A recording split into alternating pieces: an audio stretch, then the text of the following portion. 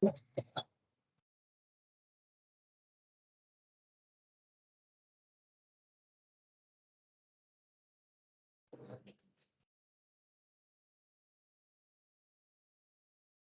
the last two? If so, close the door maybe, because otherwise we'll be disturbing the people who are working out. So just make sure that slot open staat. Otherwise, we have to call for escape help. All right, we talked about bivalves in aquaculture and mollusks. Another key species are, of course, algae. They are now about 50% of the marine coastal aquaculture production, and 97% of the global algae production actually occurs in Asia.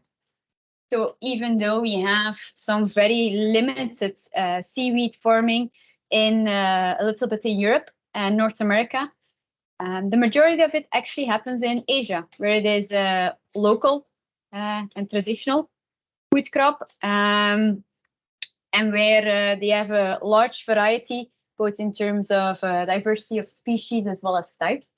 Only 1/3 to 40% actually serves as a direct food source. The majority is actually used either by the food industry. They extract different types of polysaccharide additives as well as functional food ingredients from them, being able to say, okay, we use natural additives in our product, which is usually our seaweed additives. What is also often extracted is hydrocolloids, which are generally used in cosmetics. And they're also used as a source of either fertilizer, feed, or even, to a smaller extent, biofuel. Provisioning is, of course, food and feed and all the other types of products.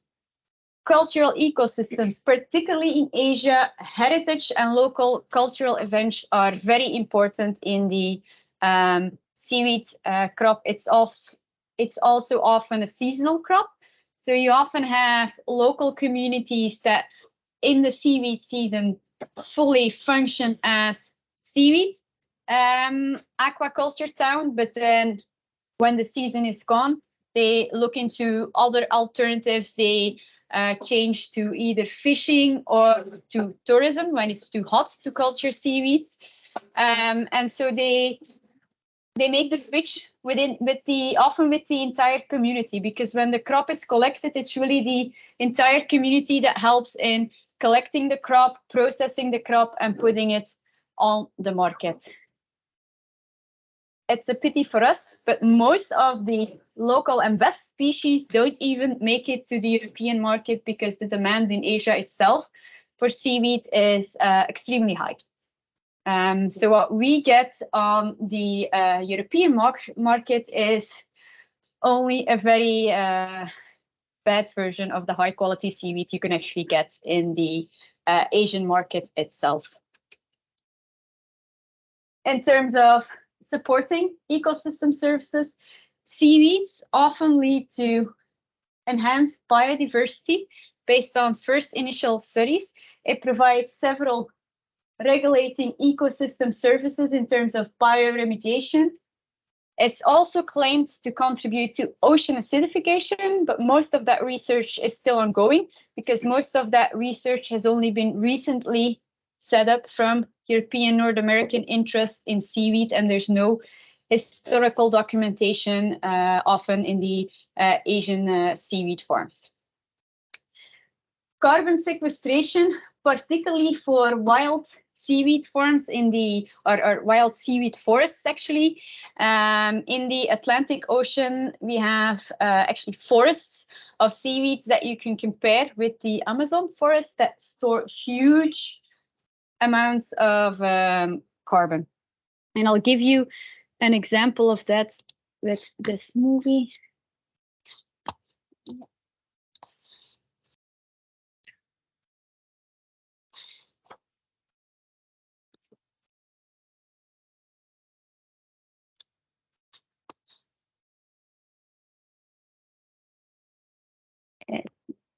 It's not coming through. The sound. Nope.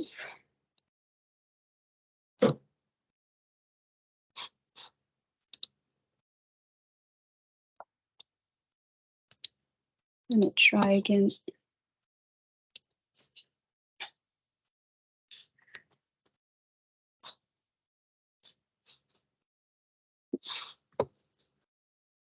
Sorry, YouTube commercial first. Is it coming through?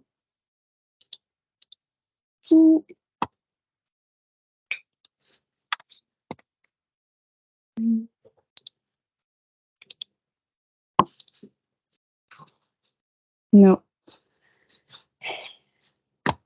Technical hiccups.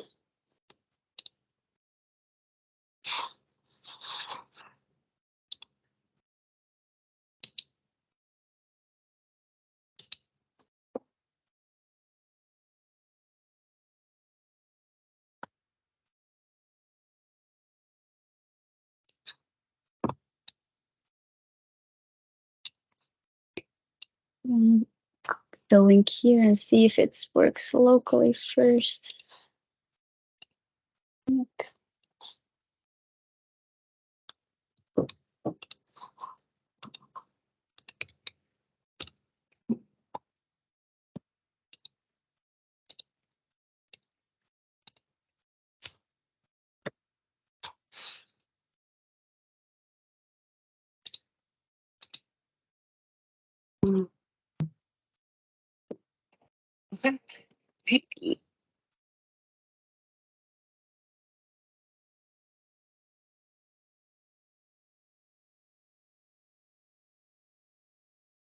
You're not.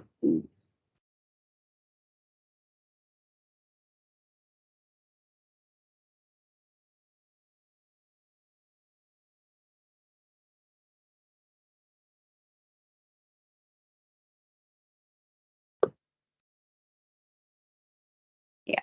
Okay. Try again.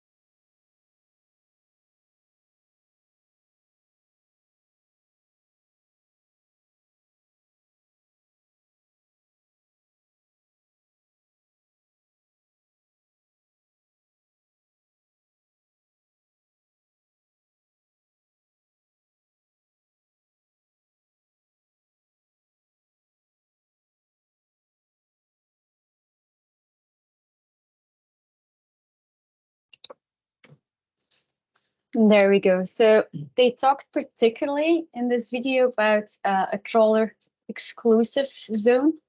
For your information, because I think not everybody may be familiar with the term, but they specifically refer to the bottom trawling practice that is used in fisheries, where they drag their nets across the sea floor to particularly capture plaice and other fish dwelling on the seafloor, basically. And it's this type of practice that, of course, has done a lot of damage to those kelp forests in UK Sussex, and that they are now trying to revitalize by moving the trawling zone more outside of the first coastal areas. So in class now, we discussed one of these examples, but you can make this kind of diagram for any type of sector.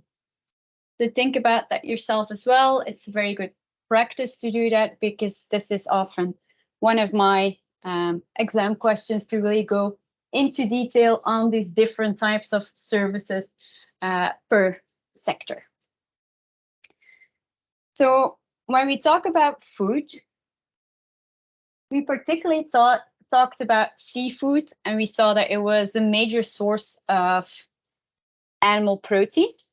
And one of the reasons that it's often considered, particularly in well-developed, developing countries, but also in well-developed countries, is because of the essential nutrients that it has.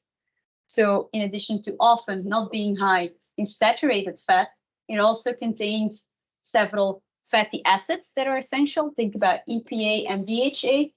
Contains iodine, selenium, vitamin D, vitamin B12. And particularly those fatty acids, of which fish are often our primary food source to get them from, are recommended during infancy as well as during pregnancy and lactation, because they have several very good influences on our health. They help combating inflammation, arthritis, obesity, aging, depressing, cancer. They're involved in several health pathways, and it is seen that a diet rich in EPA and DHA has significant health benefits. On what? So what you can see here is the estimated benefits on seafood consumption in terms of the mortality of chronic heart disease for both females as well as males, two different age groups. Here you can see the annual death rate, the baseline seafood intake per gender and population,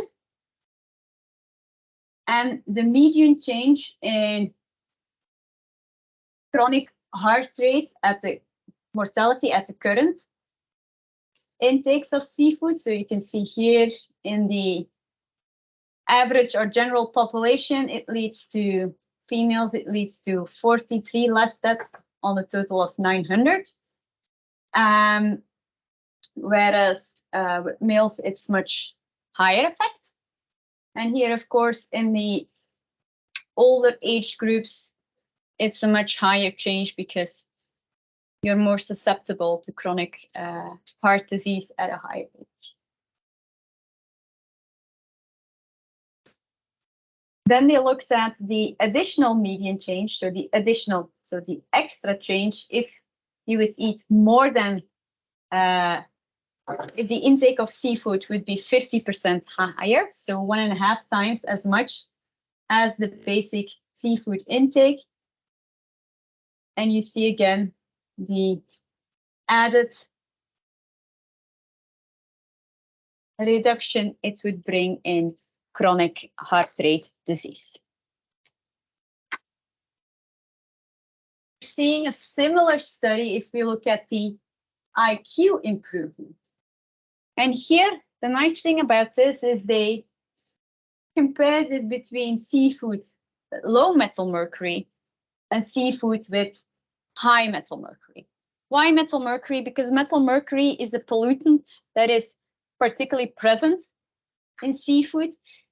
Because of the properties of the fish, it tends to bioaccumulate in the seafood, and often general population is afraid sometimes of consuming seafood because of the metal mercury intake. The servings, metal mercury low, EPA plus DHA low versus high. And you can see that at low levels of metal mercury, the net IQ change is positive. Of course, it's higher at high levels of EPA versus DHA versus low. But if you look at the number of weekly servings, it doesn't differ much between 7 and 1. So it shows that a limited amount of seafood already leads to very beneficial effects. You don't need to eat a lot. You don't need to eat it every day, but just eating it regularly gives you sufficient levels of EPA and DHA to have an impact on your IQ. However, the picture is a bit different if we look at high levels of metal mercury. Same table, but here everything is high. When you eat seafood with high levels of metal mercury and low levels of EPA, the risks outweigh the benefits. The net IQ change is negative, even if you only eat 1 serving a day. When you have low. When you have high, it's still positive until roughly 2 weekly servings. Once you go to 4, it's always negative. And the negative effects here are actually higher in change than the positive effects. So it's not so easy, particularly as a consumer, to say, should I eat seafood or not? It all depends on the quality of your seafood, both in terms of EPA and DHA, as well as in terms of pollution. So the health of your ecosystem can have a direct impact on your health.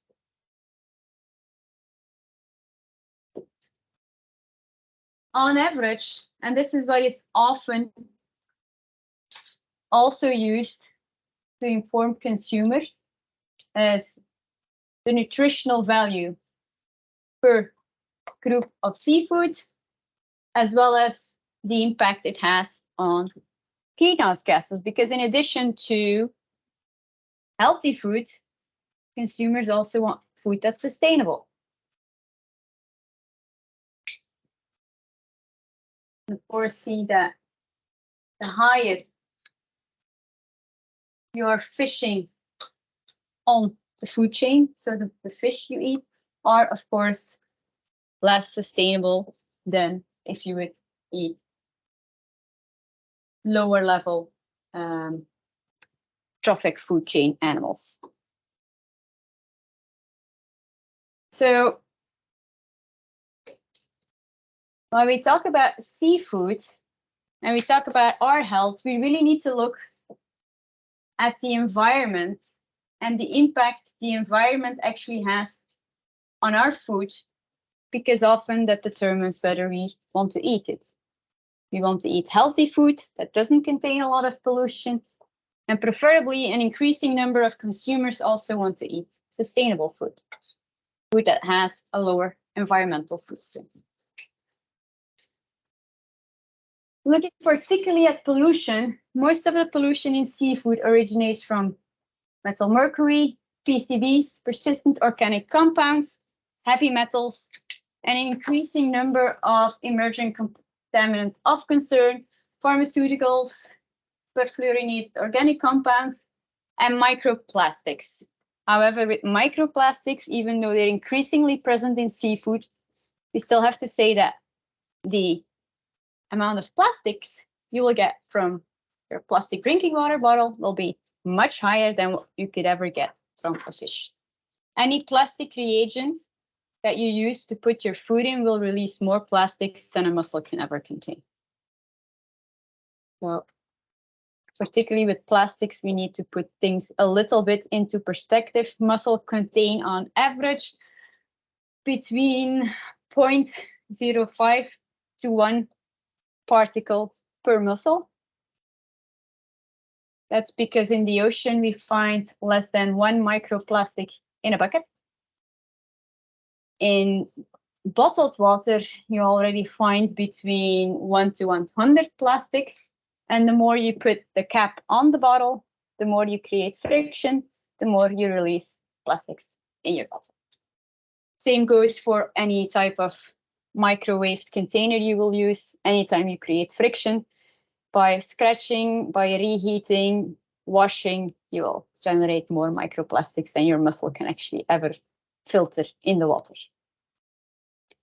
To put things into perspective. On the other hand, we still have to deal with all of these other chemical pollutants. And to select which type of seafood we actually can eat is not easy as a consumer. What you can see here is total amount of specific types of organic compounds across different types of fish across the world. We see Oslo here, we see Vancouver, we see Los Angeles, we see Norway, we see Edinburgh, we see London, and there's no trend. There isn't really a specific location or type of fish. It varies a lot. Same goes when we look at it per species, for PCBs here, because it's also different for every type of pollutant. Some fish will contain more PCBs, other ones will contain more other organic components, other ones will contain more metal mercury. So what we're actually dealing with is what we call a nutritional toxicological conflict. We need to look at the risk-benefit analysis. We need to look at how the increase in fatty acids, such as EPA, DHA, that are positive to our health, outweigh the impact of also eating contaminants that are negative to our health. For that, what we do is we generally do a risk-benefit analysis framework, which consists about identifying the hazard or the chemical compound that you want to study, do an exposure assessment, meaning what are the levels that you would be exposed to or that you would eat in a particular type of seafood, and whether that level is below or above the current known safety thresholds. The same thing you would do from a positive perspective, meaning what is the amount of positive molecules, fatty acids or vitamins I would eat, how much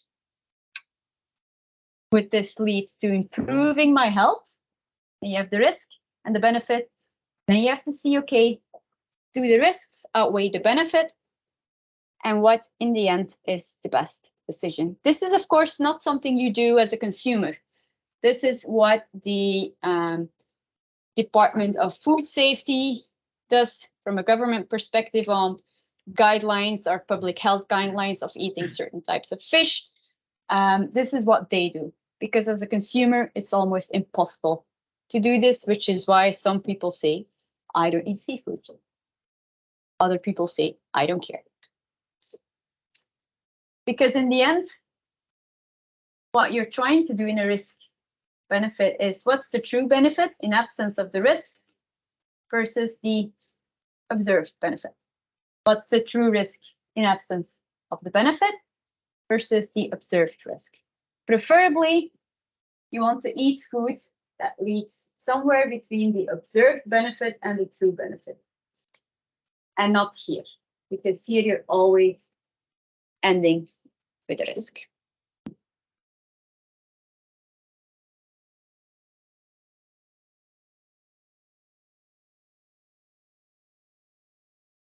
They've done these studies for levels of DHA versus microgram metal mercury for different types of fish, where preferably your DHA is much higher than your metal mercury, and mostly in the black bars, you would be in a very safe, very beneficial zone, whereas the more you go into this zone, the more risk because the metal mercury increases.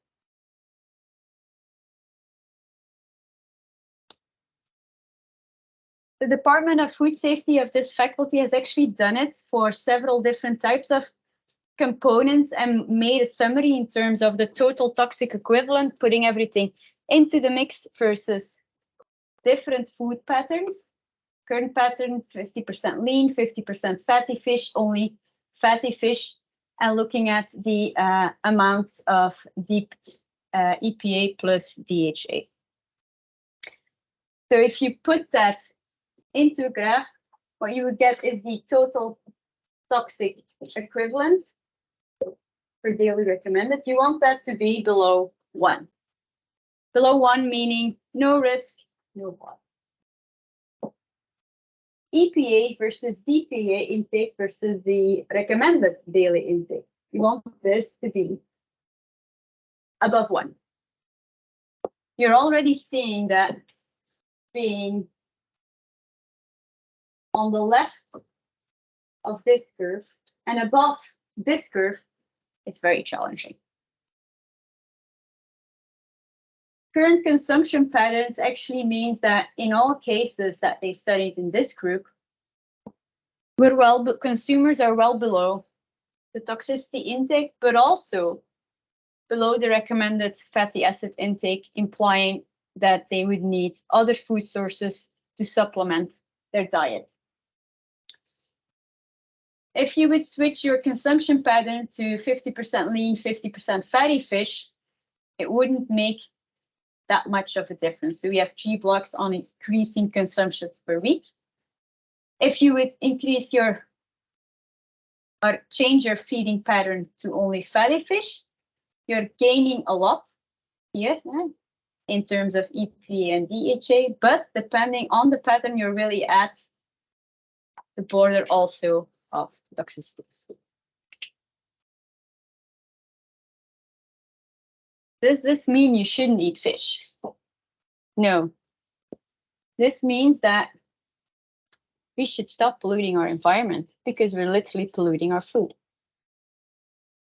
In most cases, for most people, there's not a risk. It's only when you eat a lot of fatty fish that is cultivated or caught offshore. So caught or cultivated offshore. For example, some fish species are already cultivated onshore. For them, there's no risk. Like there's a lot of salmon farms. In addition to wild capture salmon, you have also salmon that actually is being grown in a farm on land. Of course, that one's not contaminated with PCBs because it's only using filtered water and has a stable water environment without any pollution.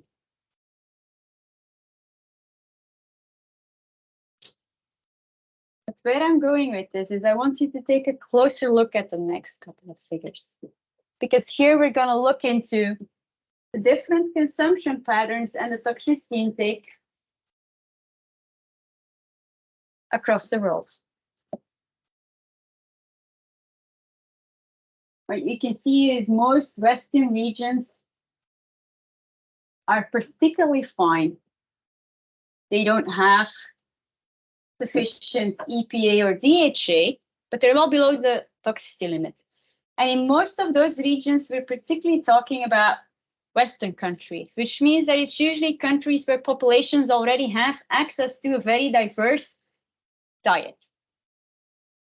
So likely, for most of these populations, they will get the additional EPA and DHA from other food sources as well, because they have a balanced diet.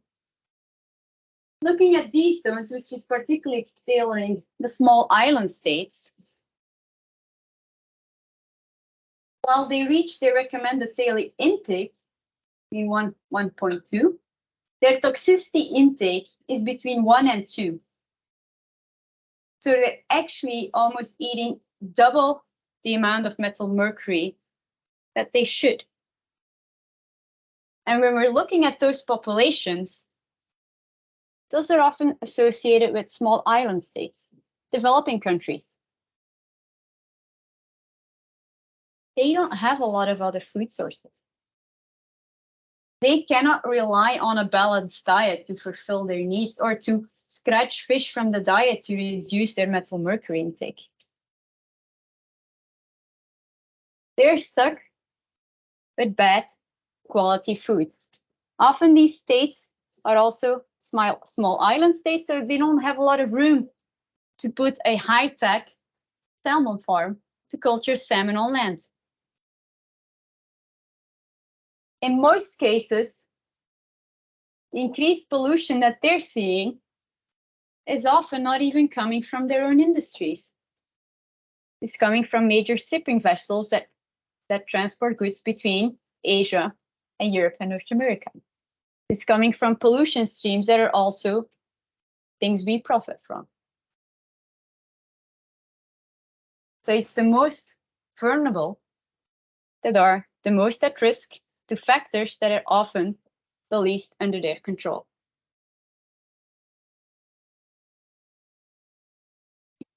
Same type of picture when we look at the total dioxin-like compounds. It's different populations here, mostly focusing on these populations. And again, these ones as well. This one is particularly challenging because in this scenario, not only are they not living up to the EPA DHA, so they're eating, or their food contains much less than they need in terms of fatty acids, but it contains increasing levels of dioxin-like compounds that are harmful to their health.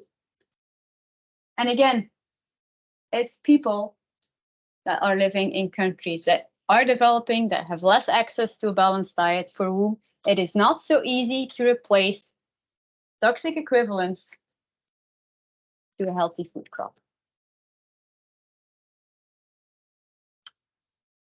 That's for fish.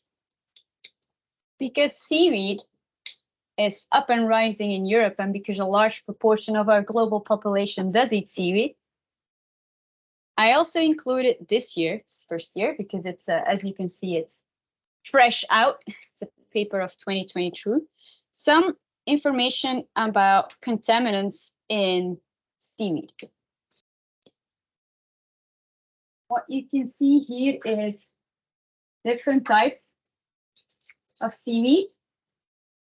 And we see the amount of different types of metals. So you have arsenic, cadmium, nickel, lead, selenium.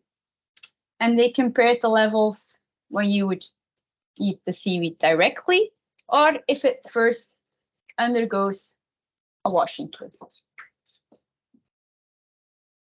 As you can see, for quite a number of species and heavy metals, simply washing seaweed extensively, particularly after the crop is harvested, already leads to a significant reduction in toxicity here as well.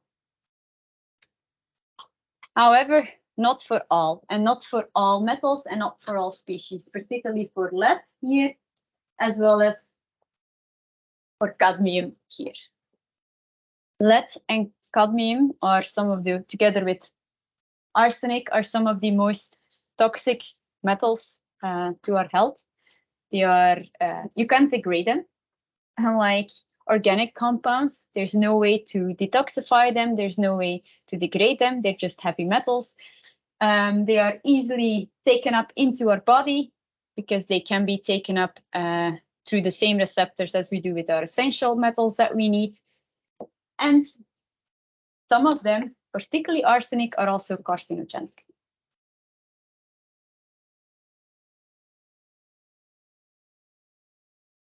Here we see, of course, because if there's, that's the one issue with metals, doesn't mean that they're in your food that you can actually eat them. Some of these metals are bound to salts, are bound to other organic compounds, which makes them, what we call them, not bioavailable. So this study also looked into, okay, how many of those are actually bioavailable in either the gastric phase, the stomach phase, where you have a lot of acids, as well as the small intestine, because acid digestion in your stomach may increase or decrease the bioavailability of these metals. And they made a box plot here for the different types of seaweed species. And as you can see, for arsenic, bioavailability will increase. For cadmium, however, will decrease. For nickel and lead, stays roughly the same. So again, there's no one-fits-all solution on how to deal with this metal or on how to advise the consumer on what to eat or what not to eat, because the situation is different for each metal. You can say, for cadmium, you know what, you wash it well, and even then, after the gastric phase, you will have only limited bioavailability, which is good because it's only in the small intestine itself that you can actually take up these metals. However, then for arsenic, it's a different story.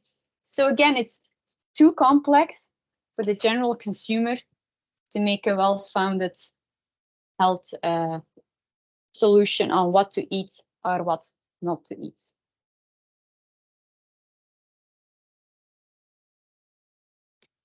Show the different levels across species. And here we can see that there are some species. This is Echolonia, for example, that have very limited nickel content. We also have the ones here, Undaria, that have low arsenic, low nickel. They do have a little bit higher of cadmium and lead. So why these differences? These differences are or can be brought back to two different reasons. One is the environment. Most of these crops are harvested from the environment, so they're cultured in the environment. That and some species do take up metals more easier than others. What do we see? Kelp, or kombu, as it often is called, has the highest arsenic, selenium, and iodine content.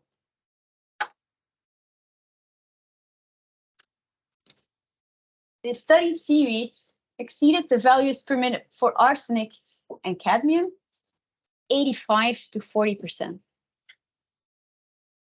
That's a lot.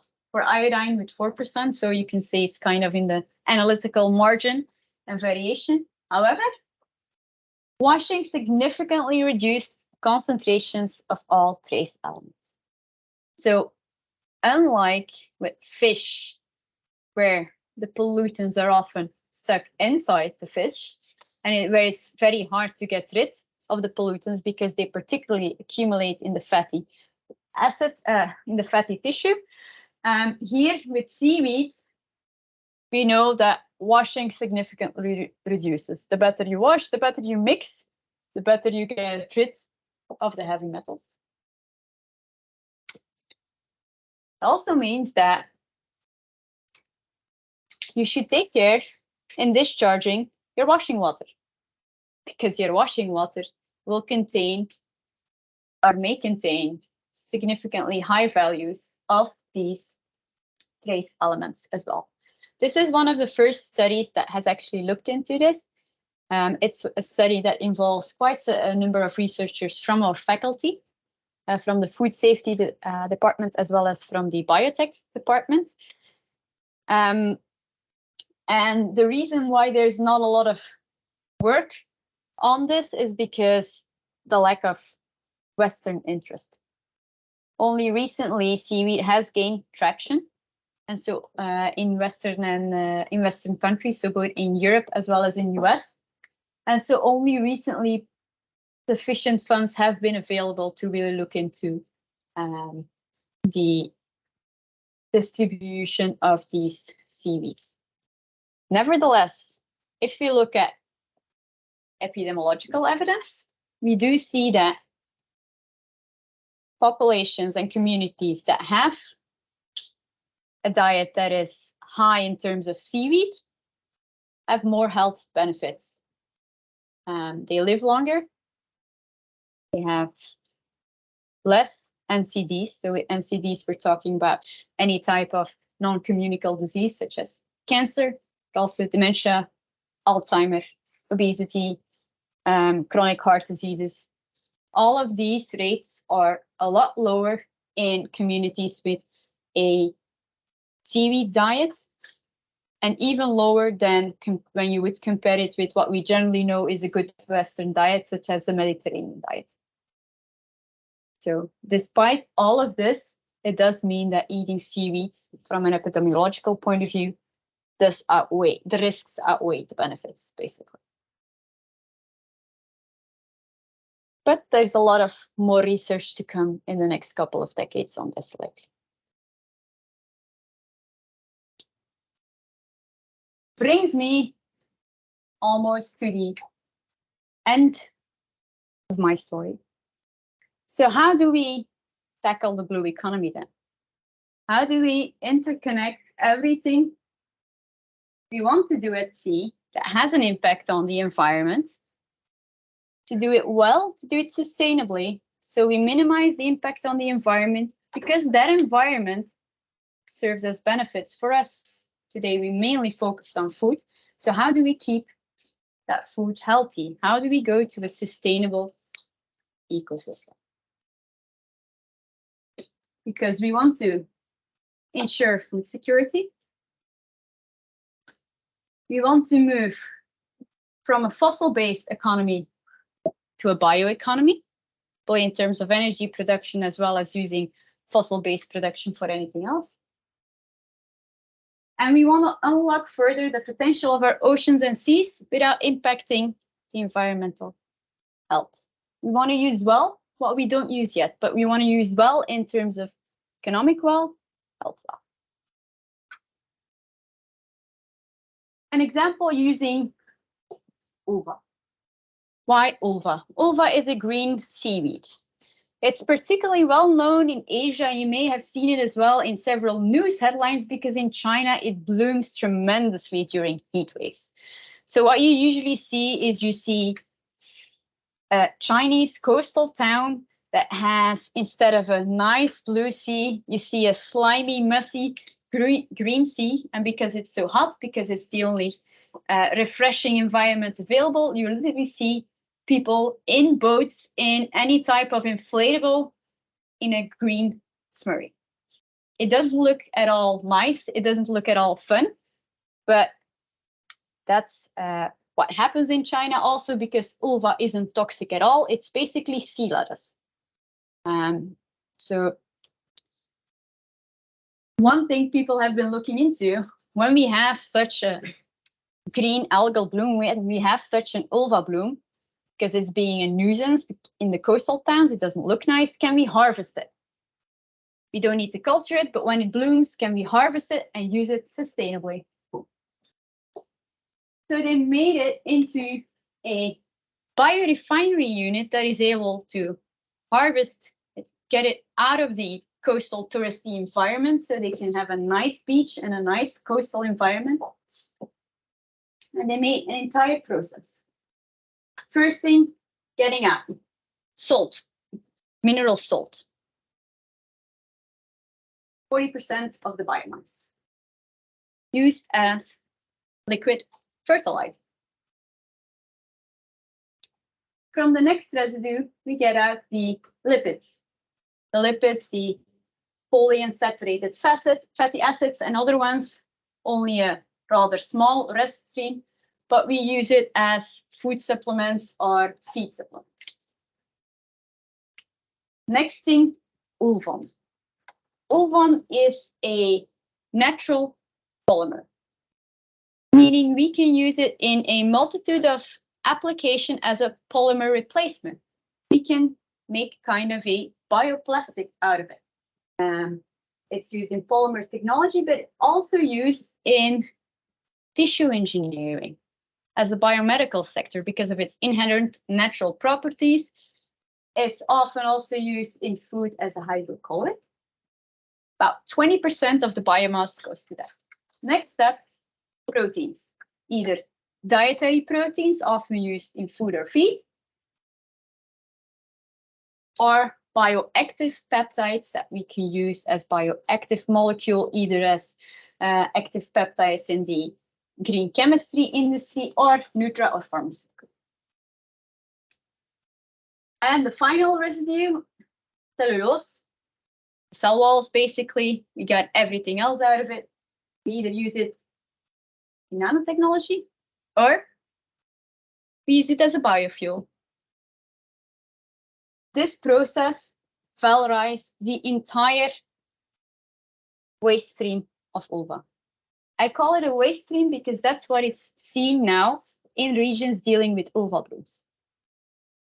Here in Belgium, we cultivate ulva for food and for other properties. We do that onshore, but in regions dealing with heavy blooms, this is seen as a waste. And this was developed as how can we make money out of waste? How can we use the waste as a profit? And preferably sustainably at that, because we don't or we hardly lose anything from the biomass throughout the process. This is the future of the blue economy.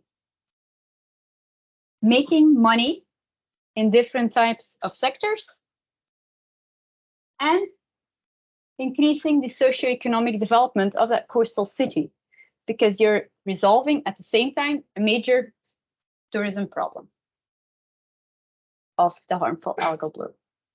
You're dealing with this story in a transdisciplinary nature. So that is really what oceans and human health is about.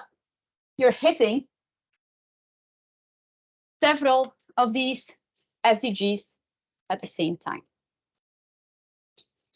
In the next couple of slides, there are some examples. Get some inspiration on them. I'm not going to go through them now for the exam. Which brings me to the end of my talk today. You'll see for most lectures, I don't talk until 4 p.m. It's too exhausting for me. It's too exhausting for you. So there's always a lot of room for questions if there are, and there's still some time for the exam question.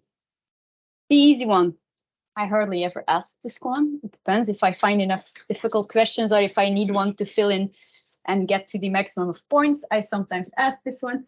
But what is the definition of oceans and human health? You can get it directly from one of the first 2 or 3 slides.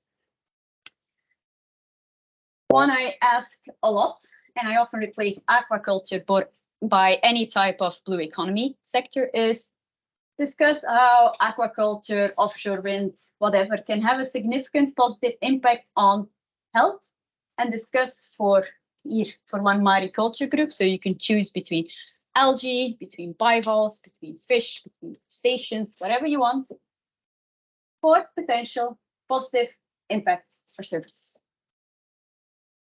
So translating this to the aquaculture story, if you want to use bivalves, take back again or go back again to the scheme of provisioning, regulating, cultural, and supporting, and get it next to you and try to find those examples. I mean, provisioning is always the easiest one, whether it's aquaculture or whether it's energy, you provide food, you provide materials.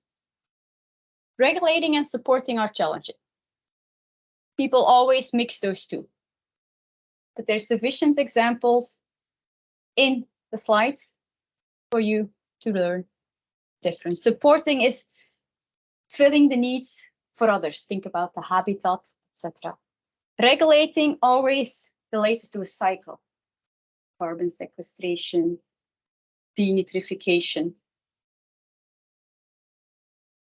Cultural is always also easy. It leads to employment, tourism, but try to be concrete.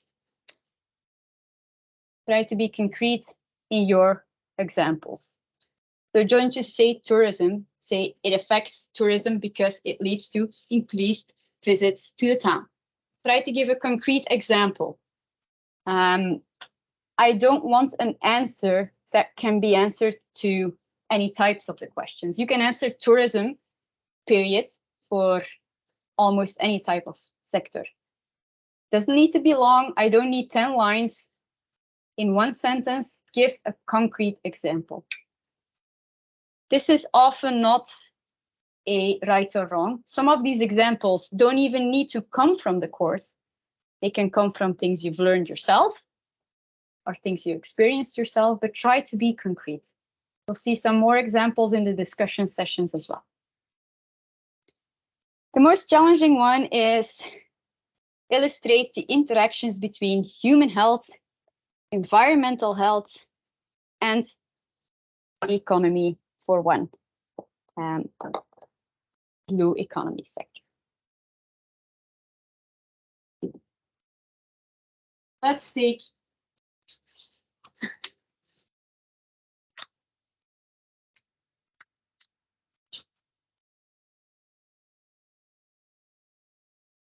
the easiest one would be examples of the economic sector. How does wind energy contributes to economy?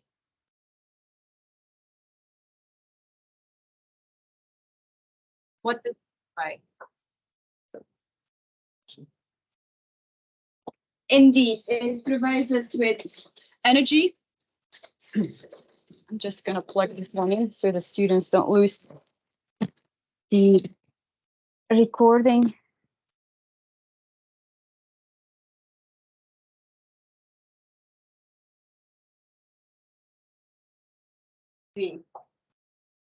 And why is energy important in our economy?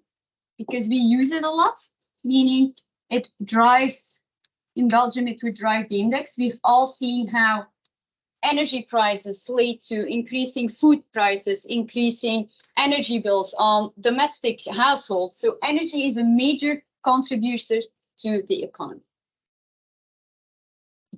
It also leads to jobs. At the same time,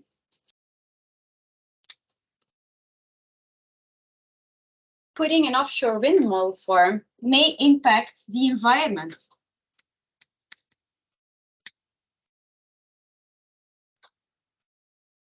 if it leads to more fish, more biodiversity, it's positive. However, we're not fully sure yet. So we can also do the opposite thing and lead to a negative impact. That's your first interaction between the two. This, of course, spills over to health, whether it's as food or the indirect ecosystem services we get from a biodiverse environment. Bonus points if you can list at least one example of an indirect service. A biodiverse ecosystem is also an ecosystem that is able to better regulate climate, that provides more biomolecules, etc. So there's multiples of examples you can give, but again, try to be concrete in your answers.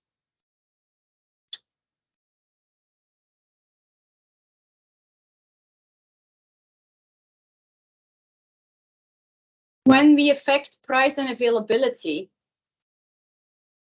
because energy is such a basic commodity that people spend a lot of their household budget on, it means that the cheaper it is, the better for our health, because we have more money left to spend on good food, spend on other things. We've noticed that when energy prices are high, people who are already struggling financially were delved in deeper because of health problems that they couldn't treat anymore, but also because they turned off the heating. Housing became uncomfortable, cold houses, more illnesses.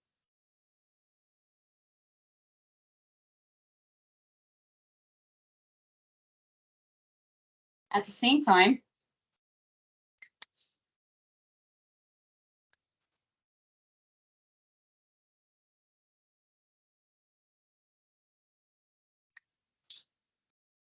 people always say wind energy is green energy. While maintenance at sea, maintenance of windmills at sea is challenging. You have the salt that's creating a very harsh environment. So you need a lot of boats. You need a lot of maintenance.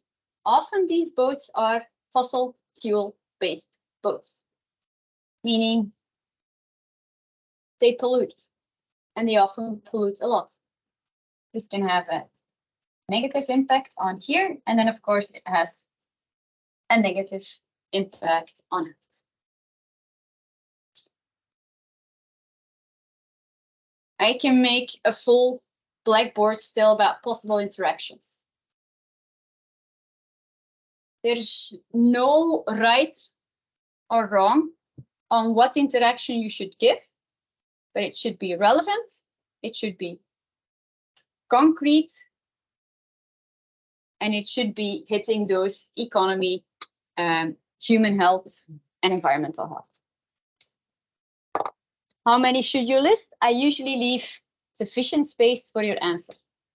If I leave half a page, it's what I expect you to write. So don't go writing a full page, because you won't get any extra points anyway if you write 20 lines instead of 10. Be concise, be concrete. That's the important thing. But go into the depth, just say, yeah, windmills can negatively affect the environment. I want to know why. And I want to know why with 1 or 2 sentences, not with 10 lines of explanation. What's a good way to help you? Ask ChatGPT. Learn from the AI opportunities they provide you with, particularly in this course. Why? We're looking for patterns, we're looking for interactions. That's what that software is very good in. But understand the answer it gives you, because the chances that I will ask these exact same questions are small. But if you're able to learn from that answer how to answer future questions, then you'll be able to succeed very well in this course. Because it's about bringing different aspects together and being concrete and concise. That's it for today. If there are any questions, I'll be happy to answer them. The lecture recording will be made available to everyone. It will be online at latest on Wednesday. And the information for next week's discussion session will be also posted on Wednesday at the latest, so you have enough time to prepare. There are 4 or 5 students from the IMESTE program who are following the major in marine, who have another lecture after this one. So if those can be or can stay in the room, we're going to start straight away because it's just a short introduction. And then everybody is finished earlier.